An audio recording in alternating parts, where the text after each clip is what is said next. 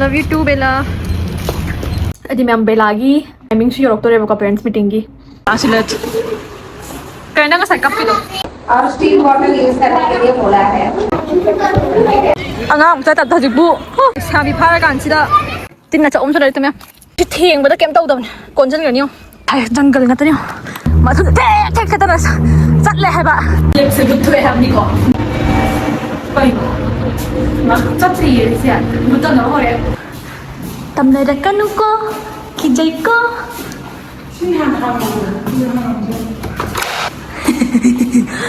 Bất kỳ tầm nào trong ngoài sao giống bông đồ xanh kìa.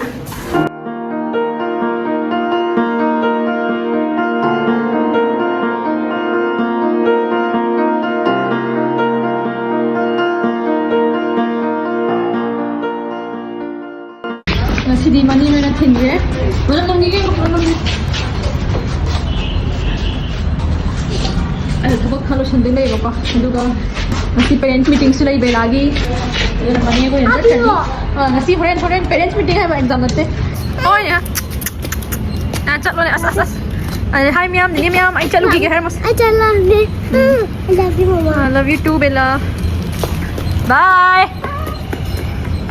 Hello, again, Mr. Bechina, Puna Pico, Jari, Bella, Sunga City, Manina school thing, give the cup in high. No, I didn't have parents meeting the Buchakani. Dun hauzik se asnum thanam thadore nong mangne na khoi sum walking thok se na ko haidi hinjang du thong ore ba ko bela pa na thongam bagi haidi ngarang nungdang gi hinjang khalai ba ko chingum madi button mushroom do adune adagi mangan ne man ma na khathongam bane adu to cha ne haidi akhui mung do loi mak dieting ne ba ko except ai itom dat natte ba bela ga aduna myam chak tang ka ma cha ni sum walking sum chat point na Anouba Quarterse mas hanggai ba ko hai hangga gre ba adu do myang ot ke tor dom ai se dom phat ta ba dai chat lo ni nam mo de thiram ba ko video se adu na ngasi tam na khong na chat la go na nam ge na dom ni myam ichanu bisu na ke ba ko mamang de chat li dai gang phau ga toi ne dai gang phau toi ne ba ko yam la pe nu sa ga le khoi ne thola ba nu sa ra si yang dai gang sa di se hai gi mathak ta men road chat li kan da ko mi exam yam thoi hai ba adagi sa bi Sri yung chak yam pan ni myam sai pa ring se yung chak pam bi sulai bane so si sida yung chak pam bi amma yung chak pam bi ani asomna kan pa ring sulai bari ba ko yung chak yam pan bane sai sidi kan na sa do re asom da moi training to holi ba ko video nam ba ti ya roi ba ko de nam jarak tu myam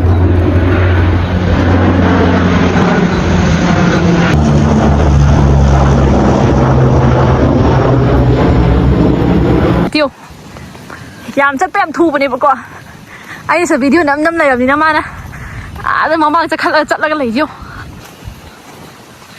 nam ing law ba ne lin diam lai ba ni myam khu lam ka ma kan chung chal loi di kang ga lin ga hai ji a lin ga kang ga di ma yam toi de ba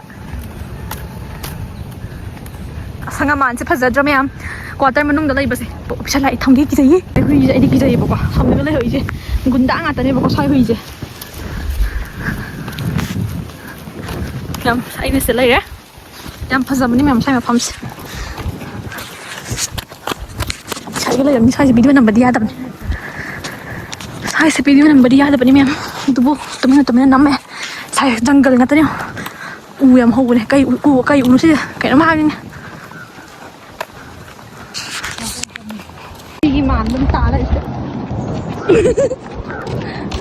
sino pizida mai sang charam ne chali ada u to mem Anouba pareng lai se ne ba ko haja ba ne do adu mem se mi lai ba hong na re ba ko akoi su Leininge ado haidi sagi dukan gumba belagi school adum yamna la pe ba ko haidi aroi bi de la pe tai loi mak si se si changa gana haidi uwa bamboo khoi soi nung phui do smaina jungle lai basta gine ba ko chan bi dana si do ri khong te tor ma thu te ka ta sat le ba man khali je ai mayang kangani hai bagi asa da walking sat ni mai get ram sa get what is ya get ram sa da ꯃꯌꯥꯝꯁꯦ ꯂꯤꯞ ꯂꯩꯌꯦꯗꯅꯀꯣ ꯁꯤ ꯈ꯭ꯋꯥꯏ ꯐꯕꯅ ꯑꯗꯣ first ꯐ꯭ꯂꯣꯔꯗꯗꯤ ꯍꯥꯏꯗꯤ ꯃꯈꯣꯡ ꯇꯦꯛꯄ ꯍꯥꯏꯗꯤ ꯃꯁꯥ ꯀꯩꯀꯥ ꯇꯧꯗꯕꯗꯣ ꯑꯗꯨꯝ ꯑꯗꯨꯅ ꯍꯦꯟꯅ ꯆꯥꯟꯁ ꯄꯤ ꯍꯥꯏꯌꯦꯕꯀꯣ ꯐꯥꯔꯁ ꯐ꯭ꯂꯣꯔꯗ ꯂꯩꯕ ꯌꯥꯗꯦ ꯍꯥꯏꯌꯦꯕ first floor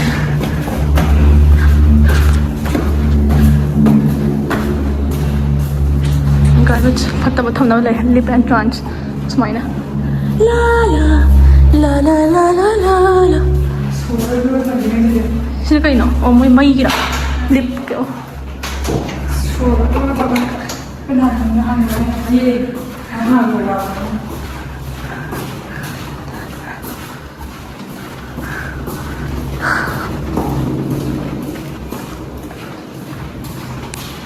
lip si kaya thami je lip ani mayam lip ama ani tamne rakanu ko kijay ko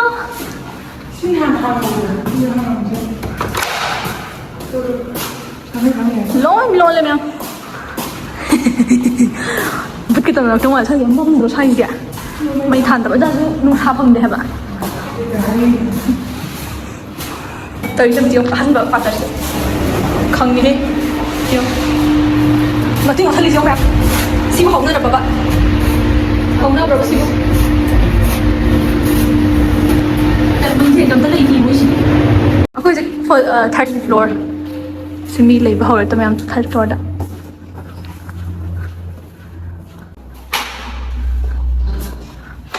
push bar to open china kai no kai asi cha emergency exit la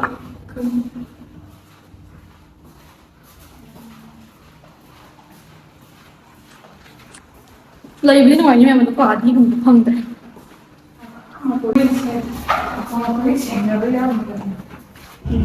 mi lấy em nó phải thôi đi cái bàn vậy hay đi đi ꯑꯗꯣ ꯈꯪꯗꯦ ꯃꯣꯏꯗꯤ ꯍꯥꯏꯗꯤ online ꯑꯣꯔꯗꯔꯒꯨꯝꯕ ꯇꯧꯔꯀꯥꯟꯗ ꯃꯣꯏꯁꯦ ꯂꯤꯞ ꯆꯠꯇꯕ꯭ꯔꯣ ꯌꯥꯝ ꯃꯃꯤꯁꯇꯤꯛ ꯐꯖꯩ ꯁꯤꯁꯦ ꯌꯥꯝ ꯀꯨꯁ ꯇꯥꯔꯗꯤ ꯃꯆꯤꯟ ꯆꯟꯕꯗꯣ ꯐꯦꯟꯗꯤ ꯌꯥꯝ ꯊꯥꯏ ꯀꯃꯥꯏ ꯃꯊꯛꯇ ꯂꯤꯞꯁꯦ ꯕꯨꯠ ꯊꯣꯛꯑꯦ ꯍꯥꯏꯕꯅꯤꯀꯣ ꯃꯤ ꯇꯔꯥꯇꯔꯨꯛ ꯅꯦꯠꯄ ꯌꯥꯏ nungdang ha na ai đi nungdang đi có cái giảm nó không phải cái nung đấy nhưng tới lúc nó tròn rồi bây giờ mới này làm video xem ngoài video có số đâu video hay đi anh nằm mình mà nó ta đi mà con tâm số hay không để mà thế nào tộp là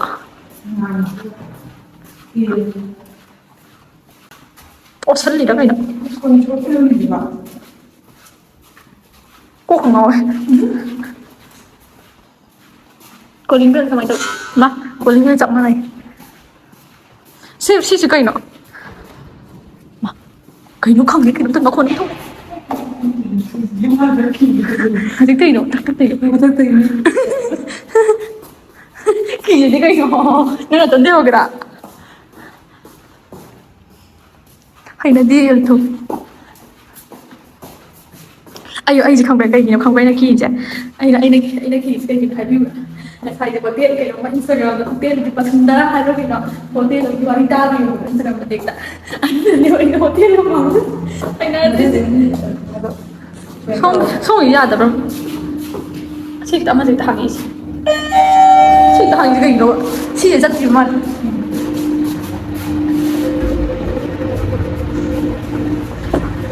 mẹ không làm được đâu là vậy mà chắc gì vậy chị ạ một tuần nữa rồi em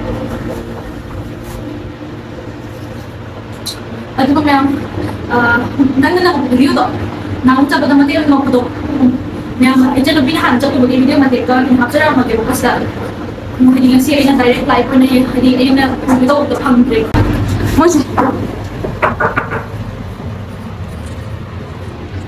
sih buku ini jaga terus silip sih pak tuh do kibo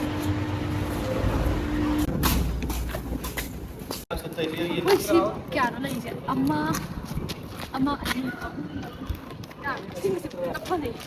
क्या ना yung क्या ना Hybrid Pading Zero Pading Gidi, a man near whom Mary Mata Tariat Nipan. Nam phi ở phía dưới này, không lấy được, nó là một phi không lấy được có. Aduga, khara mami lấy được không nari papa. Start siam songi mà lấy được cái gì mà chăm chát start lấy xin lấy cái gì mà lấy nhà mà lấy con last thâu ba. Aduga, hay yam mi pulak lấy tri bak kidi lấy cái gì ngam rồi itan napi zuma itan napi na zahai ko ma lấy ngam moi. Hay yam ti nil le ko. Ai kasi anh hay Instagram đó, wali mà tao đấy, thu thu lại mà sao kỳ chứ nó gì chứ, hay là để học không ba. Cái đó phải fruit ni mẹ mày đi list, ai mai fruit sit lết lên, à tụi mày yếm mồi tụi mình list, ai đi, cháu cháu lip lip pasal ngai.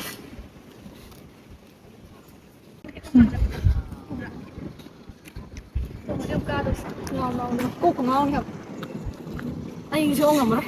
Nang di kapi dah sini sini nak kan kan. Masih kau deh. Hal lagi. Masuk akan gitu na mungkin ujar ke background hal itu. Background lagi buka ni lagi ada ni. Jangan ke kalau mau ini ni anda tapi di jangan tu kisah ibu video nak bayar dia. Saya area se officer ke area ni macam ni macam mana. Dia nama yang hal sila. Oh. Thong le buka quarter le hau deh. Training area này bako tu ne video number ya de mem si gari siang mem kamai ka gi si ba ken ta ka gi ni le ti ba ai si am ki gat bako am tu jin ni ne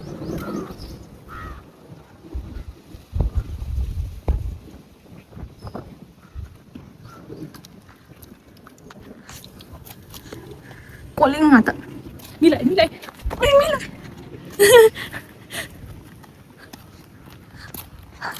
hay là để bạn mình là chính trái mà thằng rồi mới thích trái hảo cũng đi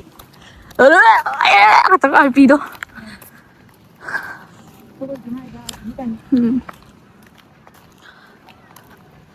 cái nó không được em hô bên mà cái lọc mình đi mẹ bằng thế đâu bên mà có mà giờ cái em hết kiểu mà nó mẹ em phải cái nào đó này thế chắc sẽ phải trăng một sẽ mi cái nào này cái này em rồi mi là gì mi training tao ya da open ba ya da ki sai phazabani ma'am sai par kholai design se ning thogi a sena sangbom gi da tham tin na cha om sai ta ma'am si theng ba da kem tau da kon jan ni protect toi ni ma sa na ma sa khai wari do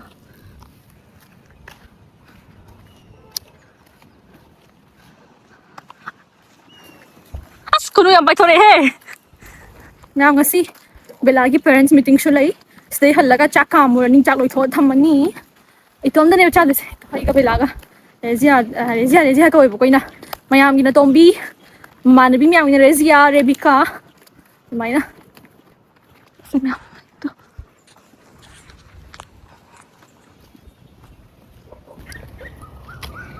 Chiang khong ito. Kin siam khong is da wa hong su khong e akha mana ni pakta de ba som ni mai le haza tro mya wa nga ngo thang di wa re isanu pita na ba ma le myam hal la se akha ba ni ko ji u de jing na ga le ngo thang sai dong noi me li kaman na no am chai le hab ka cheng ni moi chai ni hen ba za pai ba tam mi myam si se the air force le ba ko nak ba da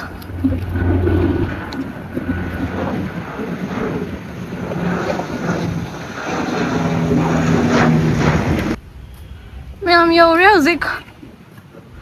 Ani ma'am manung changuge duga ka lotion ge da thaba inkhang hadi cha ka mu ge loi tho tham ge ba ko duga muk jang ba haw yeng mi se bela kwan thongam ba do adi ma'am video ma khata mi res adi ma'am belagi kana su timing su yorok tore ba ko parents meeting gi jang sina mushroom 시장에 거 하디 마히 야오래 노라 자자라게 콧나 하오리 게 그냥 자 하우데 봐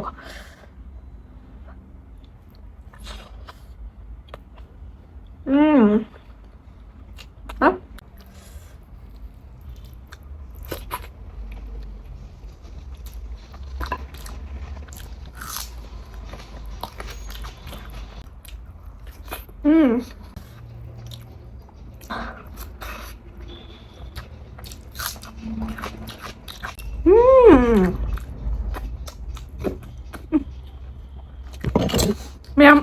ꯊꯦꯡꯉꯦ ꯑꯗꯨꯗꯤ ꯃꯌꯥꯝ ꯕꯦꯂꯥꯒꯤ school ꯆꯠꯂꯁꯦ ꯑꯩꯁꯨ ꯊꯝꯖꯤꯜꯂꯝꯒꯦ ꯑꯗꯨꯒ ꯃꯌꯥꯝ ꯕꯦꯂꯥꯒꯤ parents meeting ꯌꯥꯎꯔꯁꯦ ꯑꯗꯨꯗꯤ ꯃꯌꯥꯝ ꯍꯧꯖꯤꯛ ꯊꯣꯛꯑꯁꯦ ꯄꯨꯡ 12:30 ꯁꯨꯝ ꯃꯤꯅꯤꯠ ꯌꯥꯝꯇꯪ ꯉꯥꯏꯔꯦ ꯇꯥꯗꯧꯕ ꯃꯣꯏ ꯄꯦꯔꯦꯟꯁ ꯆꯪꯕ ꯍꯧꯅꯗ꯭ꯔꯤꯕ ꯑꯗꯨ ꯃꯌꯥꯝ ꯁ꯭ꯀꯨꯜ ꯃꯅꯨꯡ ꯆꯪꯉꯀꯥꯟꯗ ꯑꯃꯨꯛ ꯎꯠꯆꯔꯛꯑꯒꯦ ꯃꯌꯥꯝ ꯕꯦꯂꯥꯒꯤ ꯀ꯭ꯂꯥꯁꯇ ꯑꯃꯨꯛ ꯆꯪꯁꯦꯕꯀꯣ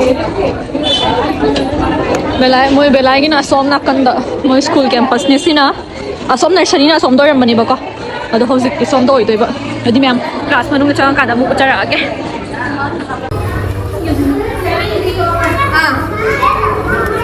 Asilat.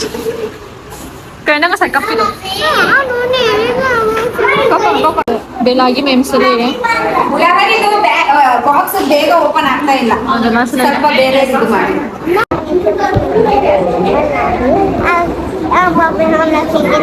Ano yung ID frame yung kaya na?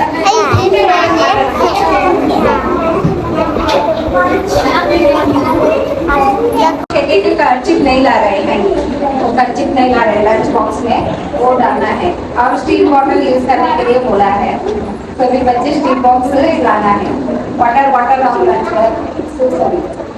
और वेनेसडे न्यूट्रिशन फूड लाना है एप्पल बच्चों को वेनेसडे भेजना है Loire, pencil loire.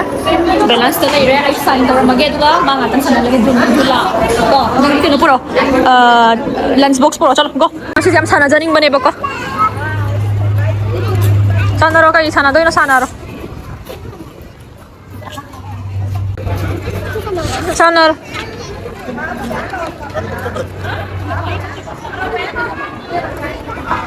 Anam, sa tadjibu. Sabi para kan sida. Yengo sida. Sana ro chalo last to chalo se mi tala ni.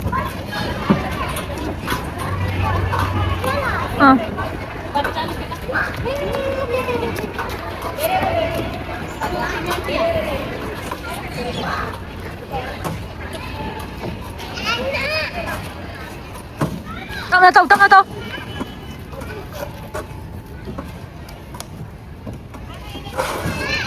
Yala. Ay koy. Ibirame mo feedback. Bala na kutsay tayo am tinga. Ay. Ako si sola tayo ba mo. Ang obi je. Ang obi.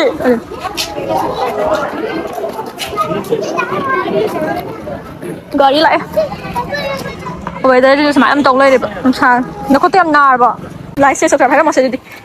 Sẽ ô ta đi. Slide top yo. Sige nga te. Camera din to behind sila gino. Slide top yo. La sa slof. La o. Nang chak cha to na chok kang soy. Ha. Adu di mayam belasu. Yum dhalae video si matang solution jarage. Ha. Yen late ka na yen pagka saning ni. Yen thong ka na saning di. Adudi ma'am, ngasigi oy na di matang sa ha? Ising to. Ngasigi oy na di matang sa video solution jarage. Ay gi video si bunu biraga di like, share, subscribe to wakaw bigano. Kay gino. Adudi ma'am, thank you for watching my videos. Ito na puno puy kok no na kuram jari matang video dong thang na say bye bye. Bella bye bye.